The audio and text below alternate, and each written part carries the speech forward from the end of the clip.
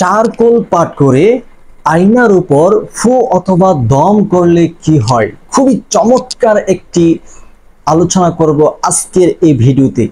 ধৈর্যের সাথে যদি ভিডিওটি দেখতে পারেন, শুনতে পারেন আর সেমতে আমল করতে পারেন, তাহলে ইনশাআল্লাহ কঠিন থেকে কঠিন বিপদ থেকে আপনি নিজে উদ্ধার হতে পারবেন। মহান আল্লাহ তাআলা গায়বী সাহায্যের মাধ্যমে আপনাকে হেফাজত করবেন। প্রিয় দর্শক, তাহলে ধৈর্যের সাথে কিন্তু ভিডিওটি দেখতে হবে, একটি সেকেন্ড তো ভিডিওর স্কিপ করবেন না। যদি স্কিপ করে চলে যান তাহলে কিন্তু এই আমলের ফসল, এই আমলের ফলাফল আপনি কখনোই পাবেন না। কারণ গুরুত্বপূর্ণ কোনো পয়েন্ট যদি ছুটে যায়, গুরুত্বপূর্ণ কোনো কথা যদি কেটে যায়, স্কিপ করে দেন, তাহলে সেটি বাদ দিয়ে যদি আমল করেন তাহলে কিছুই লাভ হবে না। আসলে আমরা জেনে নেই এই আমলটি কিভাবে করতে হবে। এই আমলটি করার জন্য সর্বপ্রথম আপনি এরকম আয়নার সামনে দাঁড়াতে হবে। আপনি আয়নার সামনে দাঁড়াবেন প্রিয় দর্শক। এরপরে আপনাকে যা করতে হবে, আপনি আমলটি করার জন্য নিজে পবিত্রত হয়ে যাবেন। নিজে এমন ভাবে পবিত্রত হবেন যাতে করে নাপাকের কোনো চিহ্ন বিঘ্ন আপনার কাছে না থাকে। প্রিয় দর্শক, এতই ফল দান করবে যদি আপনি এই আমলটি করতে পারেন। এই আমলটি করার জন্য অবশ্যই আপনি পবিত্রতা অর্জন করতে হবে। আমরা পবিত্রতা অর্জন করব ওযুর মাধ্যমে। আর যদি গোসলের কোনো প্রয়োজন হয়ে যায়, অবশ্যই তো গোসল করতেই হবে। গোসল করবেন, তারপরে ওযু করবেন, অথবা গোসলের প্রারম্ভে ওযুর যে 4টা ফরজ আছে, এই 4টা ফরজ যদি আপনি ভালোভাবে আদায় করে গোসল করে ফেলেন, ওযুর নিয়ত করে গোসল করে ফেলেন, তাহলে কিন্তু ইনশাআল্লাহ আপনার গোটা শরীরে পবিত্র হয়ে যাবে। এতে করে দ্বিতীয়বার আপনাকে আর ওযু করতে হবে না। এই জিনিসটা অনেকে আমরা জানি না। অনেকে ভিডিও লম্বা হয়ে গেলে একটু বিরক্ত হয়ে যান। ভাই, আপনাদেরকে বোঝানোর জন্যই তো একটু ব্যাখ্যা করে আমরা আলোচনা করি, অতএব মন খারাপ করবেন না। কিছু কিছু মানুষ আছেন যে অল্পতে বুঝে ফেলেন, আবার কিছু কিছু মানুষ আছে যে অল্পতে বুঝেন না। আপনাকে একটু ব্যাখ্যা করলে অবশ্যই আপনি সেটা বুঝে যান। তো অবশ্যই আপনারা যারা বুঝে ফেলেন, ধৈর্যের সাথে আপনারা পুরো ভিডিওটি দেখবেন। আর যারা বুঝতে কষ্ট হয়, অবশ্যই আপনারা কিন্তু সম্পূর্ণ ভিডিওটি দেখবেন। প্রিয় দর্শক, আপনি ওযুর 4টা ফরজ ভালোভাবে আদায় করতে হবে। ওযুতে 4 ফরজ, যেগুলোর মধ্যে যে 4টা ফরজের মধ্যে যদি বিন্দু থেকে বিন্দু পরিমাণ জায়গা আপনার শুকনা থাকে, সেক্ষেত্রে আপনার ওযু হবে না। ওযুর অঙ্গ যদি শুকনা থাকে সেক্ষেত্রে ওযু হবে না। চুল পরিমাণ ওযুর 4 ফরজ। প্রথমত সমস্ত মুখমণ্ডল ধৌত করা। তো সমস্ত মুখমণ্ডল কতটুকু? যে কপালের যে চুল আছে, চুলের গোড়া থেকে নিয়ে থুতনির নিচ পর্যন্ত, এক কানের লতি থেকে অপর কানের লতি পর্যন্ত ভালোভাবে এই মুখটাকে, সম্পূর্ণ স্থানটাকে বলা হয় মুখ অথবা চেহারা, মুখমণ্ডল। এগুলোকে ভালোভাবে আপনাকে কি করতে হবে? ধৌত করতে হবে। একবার দোয়া ফরজ আর 3বার দোয়া হলো সুন্নত। এটা খেয়াল করতে হবে, সুন্নতের খেলাফ ওযু করবেন না। প্রিয় দর্শক, তারপরে আপনি দুই হাতের কনি সহ ভালোভাবে ধৌত করবেন। একবার ধৌত করা ফরজ, 3বার ধৌত করা সুন্নাহ। তো কনি ধৌত করার সময় অনেকে এই কনির পিছনের যে সাইডটা আছে, এটা আপনারা ভালোভাবে ধৌত করতে পারেন না। এটাকে এইভাবে হাতের মধ্যে পানি নিয়ে এইভাবে আপনি ঘর করে এই বাম হাতটাকে এইভাবে ঘুরিয়ে আনবেন, এইখান থেকে এইভাবে ঘুরিয়ে আনবেন। অনুরূপ ভাবে বাম হাতের এখানে পানি নিয়ে আপনি কি করবেন? এইভাবে ঘুরিয়ে নেবেন, ভালোভাবে ওযুটা করে নেবেন। তারপর মাথার 4 ভাগের 1 ভাগ মাসহ করা, তারপর দুনো পায়ের টাকনো সহ সুন্দরভাবে ধৌত করা হলো ফরজ। এই 4টা বিধান, 4টা ফরজ বিধান আপনাকে পূর্ণাঙ্গভাবে পালন করতে হবে। প্রিয় দর্শক, এরপরে আপনি যে কাজটি করবেন, রহস্যময় এই ভিডিওটি আপনাকে অবশ্যই সুন্দর মতে শুনতে হবে।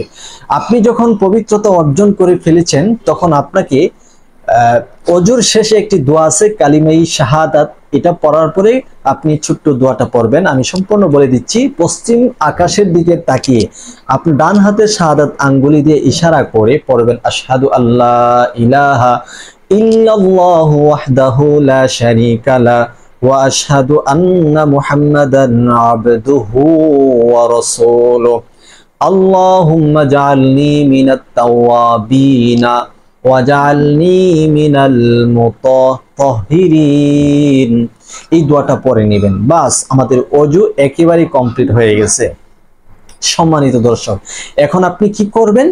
এখন আপনি আয়নার সামনে যাবেন অথবা আয়না আপনার সামনে এভাবে নিবেন। আয়নার সামনে যাবেন অথবা আয়না আপনার সামনে এভাবে কি করবেন? নেবেন। নিয়ে আপনি আয়নার সামনে এভাবে দাঁড়াবেন। দাঁড়িয়ে সর্বপ্রথম আপনাকে ইস্তেগফার আদায় করতে হবে 3 বার। এই ইস্তেগফারটা পড়ে নেবেন, আস্তাগফিরুল্লাহ রাব্বি মিন কুল্লি যামবি ওয়া আতুবু ইলাইহি। আস্তাগফিরুল্লাহ রাব্বি মিন কুল্লি যামবি ওয়া আতুবু ইলাইহি। আস্তাগফিরুল্লাহ রাব্বি মিন কুল্লি যামবি ওয়া আতুবু ইলাইহি। এরপরে 3 বার দুরূদ শরীফ পড়ে নেবেন। আল্লাহুম্মা সাল্লি আলা মুহাম্মাদ ওয়া আলা আলি মুহাম্মাদ কামা সাল্লাইতা আলা ইব্রাহিম ওয়া আলা আলি ইব্রাহিম ইন্নাকা হামিদুম মাজিদ। আল্লাহুম্মা বারিক আলা মুহাম্মাদ ওয়া আলা আলি মুহাম্মাদ কামা বারাকতা আলা ইব্রাহিম ওয়া আলা আলি ইব্রাহিম ইন্নাকা হামিদুম মাজিদ। এরকম ভাবে আপনি 3 বার ইস্তেগফার, 3 বার দুরুদে ইব্রাহিম পাঠ করে নেবেন। যখন এটা কমপ্লিট হয়ে যাবে, আয়নার সামনে তো আপনি দাঁড়িয়ে আছেন, দাঁড়িয়ে আয়নার দিকে তাকিয়ে আপনি সর্বপ্রথম সূরাতুল কাফিরুন পাঠ করবেন। যেমন আউযু বিল্লাহি মিনাশ শাইতানির রাজিম, বিসমিল্লাহির রহমানির রহিম। কুল ইয়া আইয়ুহাল কাফিরুন লা আ'বুদু মা তা'বুদুন ওয়া লা আনতুম আবিদুনা মা আ'বুদ ওয়ালা আনা আবিদুম মা আবাদতুম ওয়ালা আনতুম আবিদুনা মা আ'বুদু লাকুম দীনুকুম ওয়ালিয়াদিন। যখন সূরাতুল কাফিরুন একবার আপনার পাঠ করা হয়ে যাবে, আয়নার দিকে তাকিয়ে আয়নার মধ্যে যে আপনার প্রতিচ্ছবি দেখা যাচ্ছে, আপনার যে ছায়া অথবা আপনাকে দেখা যাচ্ছে, ওইখানে আয়নাতে একটি ফু দিবেন। যেমন দ্বিতীয়বার আপনি সূরাতুল ইখলাস পড়বেন, বিসমিল্লাহির রহমানির রহিম। কুল হুয়াল্লাহু আহাদ আল্লাহুস সামাদ লাম ইয়ালিদ ওয়া লাম ইউলাদ ওয়া লাম ইয়াকুল লাহু কুফুয়ান আহাদ। এরপর আবারও প্রথমবারের মতো একটি ফু দিবেন। তৃতীয়বার পড়বেন, বিসমিল্লাহির রহমানির রহিম। قل أعوذ برب الفلق من شر ما خلق ومن شر غاسق إذا وقب ومن شر النفاثات في العقد ومن شر حاسد إذا حسد। আয়নার উপর একটি ফু দিবেন। চতুর্থবার সর্বশেষ সূরাতুল নাস পড়বেন। যেমন বিসমিল্লাহির রহমানির রহিম। কুল আউযু বিরাব্বিন নাস মালিকিন নাস ইলাহিন নাস মিন শাররিল ওয়াসওয়াসিল খান্নাস আল্লাযী ইউওয়াসওয়িসু ফি সুদুরিন নাস মিনাল জিন্নাতি ওয়ান নাস। এরপরে আপনি আয়নাতে একটি ফু দিবেন। আয়নাতে ফু দেওয়া, 4টি ফু দেওয়া যখন শেষ হবে, তখন আপনাকে একটি কাজ করতে হবে, সেটি আমি আপনাকে জানিয়ে দিচ্ছি। সম্মানিত দর্শক, এখন আমরা জানবো যে চারকোল ফোরে আয়নার উপর ফু অথবা দম করলে কি হয়। এই বিষয়টি জানার পূর্বে আপনি যদি আমাদের এই ছোট্ট চ্যানেলে নতুন এসে থাকেন, দয়া করে চ্যানেলটি এখনই সাবস্ক্রাইব করে ফেলুন, ভিডিওটি শেয়ার করে সবার মাঝে প্রচার করুন। এই আমলটি যদি আপনি করতে পারেন, আপনার 4টি উপকার হবে। খুবই লক্ষ্য করুন, আপনার কয়টি উপকার হবে? 4টি উপকার হবে। তো ইসলামে কোরআনের সূরাগুলোতে অসাধারণ রহস্য ও সুরক্ষা বিদ্যমান, বিশেষ করে চারকোল। যে চারকোল আমি আপনাদের মাঝে পাঠ করেছি, এই চারকোলের মধ্যে অনেক সুরক্ষা রহিয়াছে, আত্মরক্ষা রহিয়াছে, অনেক হিফাজত রহিয়াছে। আল্লাহ রাসূল সাল্লাল্লাহু আলাইহি ওয়াসাল্লাম সকল প্রকার শত্রু থেকে জাদুটোনা থেকে, ব্ল্যাক ম্যাজিক থেকে, কুফরি কালাম ইত্যাদি বান ইত্যাদি থেকে রক্ষা পাওয়ার জন্য প্রতিনিয়ত ইশারের নামাজের পর অথবা মাগরিবের নামাজের পর আল্লাহ নবী সাল্লাল্লাহু আলাইহি সাল্লাম চারকুল পাঠ করতেন এবং দু হাতের তালুতে এভাবে ফু দিয়ে পুরাটা শরীরে মেসেজ করে দিতেন। যদি রাত্রে করতেন এই আমলটি, গোটা রাত্রে সমস্ত বিপদ আপদ থেকে আল্লাহ তাআলা ফেরেশতার মাধ্যমে আপনাকে হেফাজত করবেন। এবং আপনি ফজরের নামাজের পরে যদি আমলটি করে থাকেন তাহলে গোটা দিন আল্লাহ তাআলা আপনাকে হেফাজত করবেন, রক্ষা করবেন সকল প্রকার বিপদ আপদ, শত্রু, জাদু টুনা, ব্ল্যাক ম্যাজিক ইত্যাদি থেকে। সম্মানিত দর্শক, এখন আসুন আমরা আয়নার মধ্যে ফু দেওয়ার যে অর্থ আমরা জানবো। সেটা হচ্ছে যখন কেউ আয়নায় তাকায় তখন সেখানে নিজের প্রতিচ্ছবি দেখা যায়।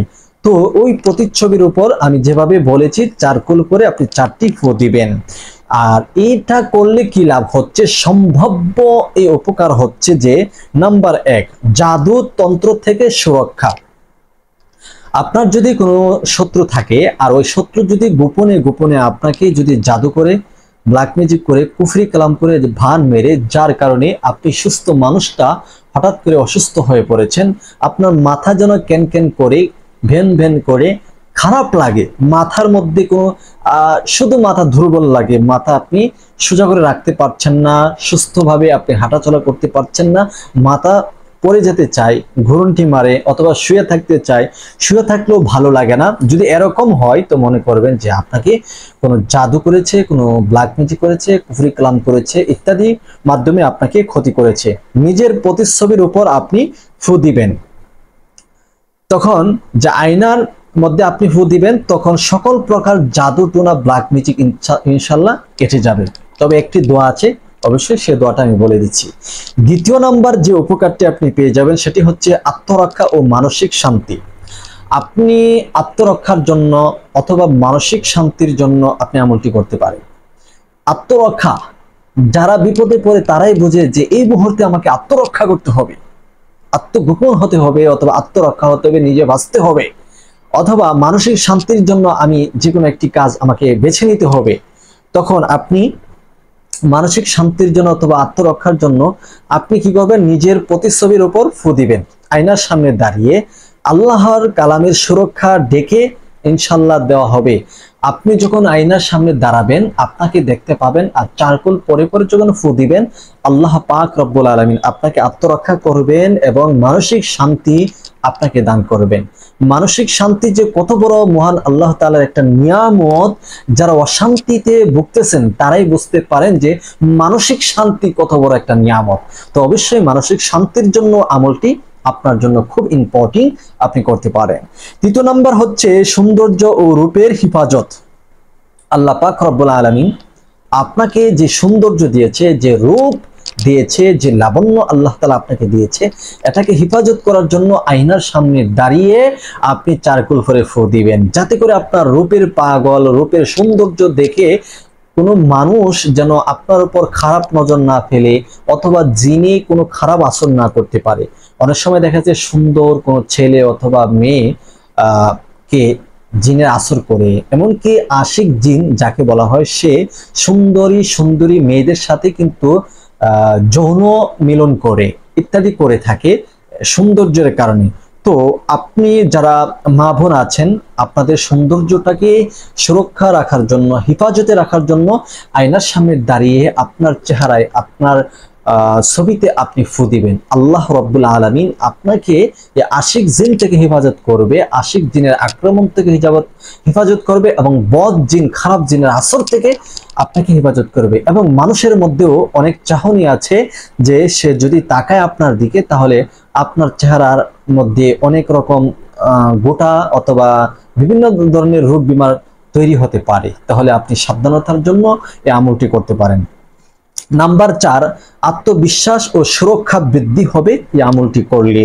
অর্থাৎ এটি এক ধরনের রুকাইয়া, ইসলামিক চিকিৎসা, যা মানুষের ভেতর রহস্য, আত্মবিশ্বাস ও নিরাপত্তা সৃষ্টি করে। আপনি যদি এই আমলটি করেন তাহলে আল্লাহ তাআলা আপনাকে এমন সুরক্ষা দান করবে যা মানুষের ভিতর আপনাকে আত্মবিশ্বাস হবে, এবং রুকাইয়া হিসাবে, চিকিৎসা হিসাবে আপনি আমলটি করে নিতে পারেন। তো যেভাবে আপনি আমলটি করবেন আমি তো প্রথমত আপনাকে বলে দিয়েছি, ঠিক ওইভাবে আপনি আমলটি করবেন। আমলটি যখন করার পরে আপনি আল্লাহ তাআলার কাছে দোয়া করবেন, হে আল্লাহ, আমাকে, আমার রূপ, আমার প্রাণ ও আমার ঈমানকে সকল অশুভ শক্তি থেকে আপনি হেফাজত করুন। আপনার রূপ, আপনার সৌন্দর্য, আপনাকে, আপনার ঈমানকে সকল অশুভ যে শক্তি আছে, খারাপ শক্তি, ওই খারাপ শক্তি থেকে যেন হেফাজত করে এই দোয়াটা আপনি পাঠ করবেন। ইনশাল্লাহ ইনশাল্লাহ দেখবেন আল্লাহ তাআলা সকল প্রকার বিপদ থেকে আপনাকে হেফাজত করবেন। আজকের ভিডিওটি যদি ভালো লাগে অবশ্যই শেয়ার করে প্রচার করবেন, এবং এমন নিত্য নতুন ভিডিও পেতে আমাদের চ্যানেলটি সাবস্ক্রাইব করে পাশে থাকবেন। আসসালামু আলাইকুম ওয়া রাহমাতুল্লাহ।